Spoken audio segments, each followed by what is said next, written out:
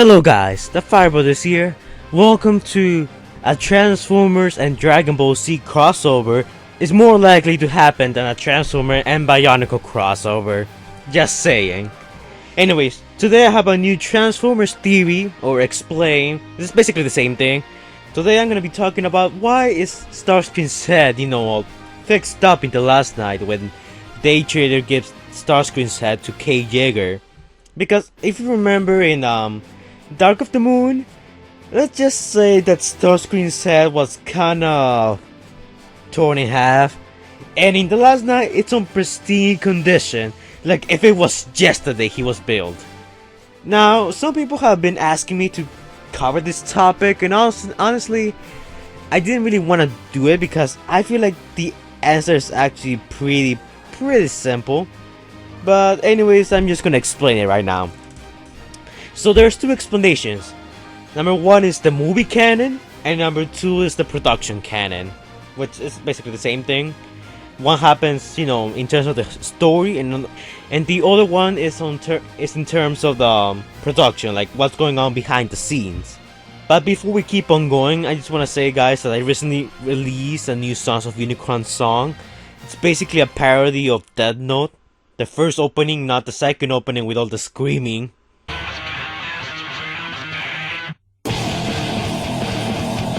So links gonna be in the description down below and in the comments. Go check it out. It's really short. You guys are gonna like it. It took me 3 days to work on it. I worked on that for you guys, so you better check it out. Alright. Okay, so first we're gonna cover in the terms of the production.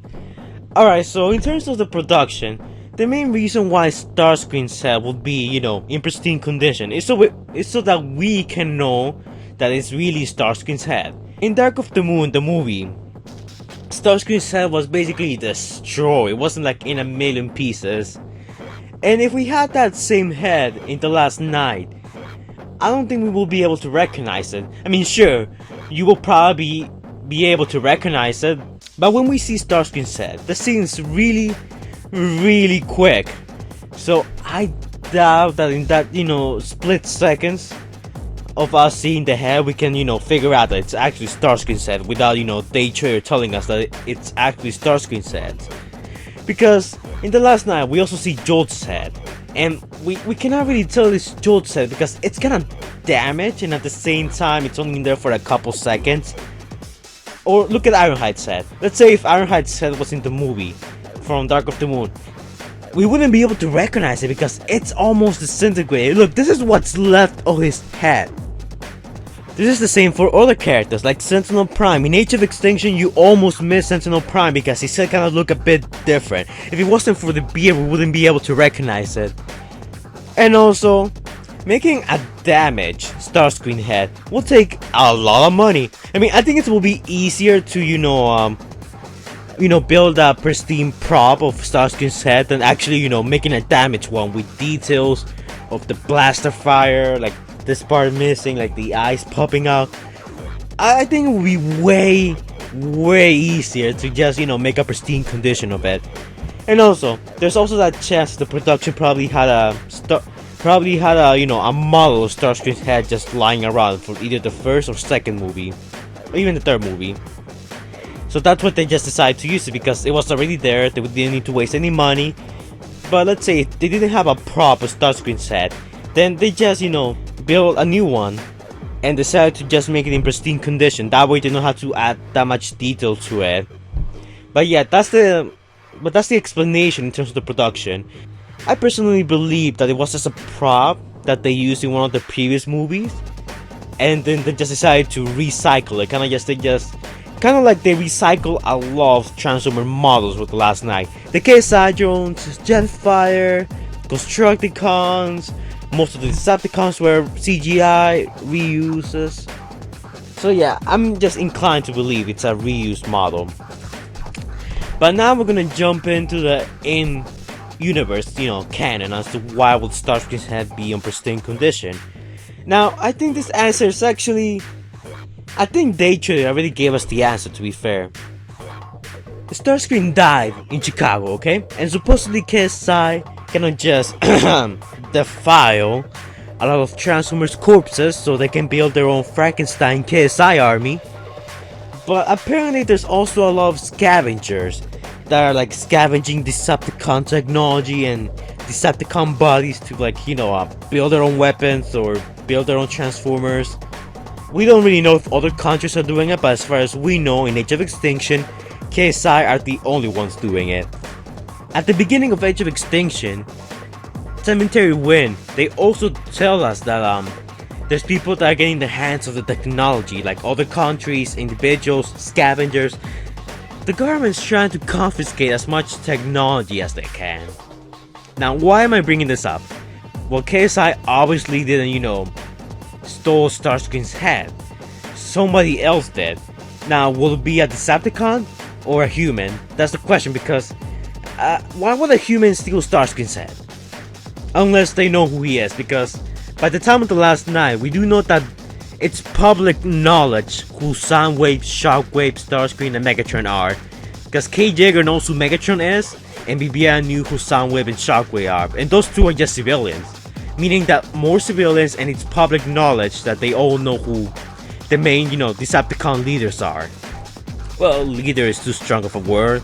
Starscream's more like the side character. I mean, what did he ever really do in the movies that was noteworthy? Exactly, nothing. Except destroying the Sand Team, but come on, he even failed at his job. By the time of the last night, we also see that a lot of humans are becoming more familiar with Transformer technology. Cade's able to, you know, fix up Transformers, and even a little girl's able to do it. So it's obviously not that hard. Really, Ratchet? You should be able to fix Bumblebee's voice, but no. You need a human and a little girl to do it for you. Wow, you just lost your credentials, Ratchet. Okay, so basically what happened is that either a Decepticon or a human took Starscream's head and was trying to repair it or something. I don't know what they did with it. But somehow Starscream's head ended up in Buffalo. And then somehow Daytrader got his hands on it. But now this is the question. Who took Starscream's head? We do know it's not an Autobot, because an Autobot will have no reason to do it. It will either be a Decepticon or a human. Okay, so I'm inclined to believe that Starscream's head was taken by a human. Maybe someone who wanted to show off and, you know, have his head as a trophy, saying, oh look, one of the Decepticon's main leaders is hanging in my backyard. I have his head over there, you wanna check it out? So he fixed up the head just to have it as a trophy, or try to study it a bit more. Maybe the human was trying to pull a Transformers animated Megatron. In Transformers animated, Megatron was just a head for an entire season. And we do know that Transformers can live without their, you know, just their heads, and they can be reanimated through just their brains without a spark. So I'm inclined to believe that whoever, you know, repairs Starscream was gonna do that to him. Was just gonna keep him, you know, as a head, not give him a body, because, you know, it's a Decepticon. Giving a Decepticon a body will be like giving yourself a death sentence. Maybe trying to study or ask Starscream a few questions. But then at some point, Daytrader came and he offered the human something, because he's a trader. Come on, he's gonna trade. And the human gave Starscream's head, maybe because he had no use for it. And Daytrader maybe gave like some kind of item, like a Cybertronian weapon or whatever. And then Daytrader came to the junkyard, all the way from Buffalo, and gave Cade Starscream's head. That's just my theory, and I think that's the best explanation we're gonna ever get for Starscream, why he got repaired. Because honestly, it makes no sense that Starscream's head will be repaired. It makes sense that it's like that from a, you know, production standpoint. Maybe they were running out of money and they had to reuse some stuff. But in terms of the story, if they decide to justify it by, you know, going this route and saying that this was the case, I think it could make a whole lot of sense, and that increases Starscream's chances of coming back, because I do believe he will come back. The ghost of Starscream, or maybe he's gonna become a head, and he's gonna manipulate a human to, you know, build a body for him, kind of like Galvatron did. But anyways, guys, that's it for Transformers Explained. If you guys enjoyed the video, make sure to hit me up with a like. Check my previous video, the Death Note parody, and like, comment, and subscribe, and I will see you guys in the next video. Peace out, guys.